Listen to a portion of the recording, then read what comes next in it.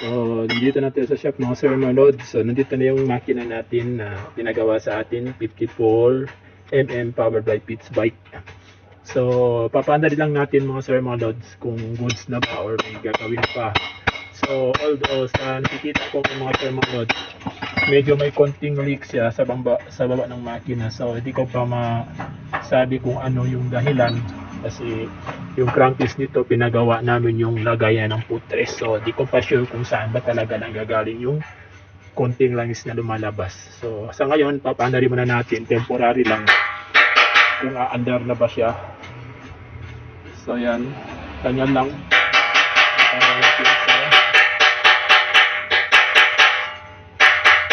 So yan, nakikita nyo pa ito yung gamit natin. Then ito yung ano niya mga sir, yung chassis niya or yung katawan niya. So trail bike type to. So 110 XRM confirm, ginawang trail bike, then 54mm yung black. Yun lang, 54 yung black. Naka-cams na 6.3, then naka-roller na tayo ng rocker arm. Roller type nga, then naka KSR ba to? Yan, KSR na 28mm. So, abot ko sa mga sinalot, hindi pa to maganda yung andar niya.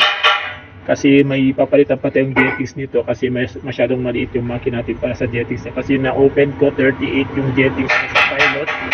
Then, di ko pa na-check yung sa major. So, sa ngayon yan na muna ang gagawin natin mga sir. Papaandari lang natin. So, let's go!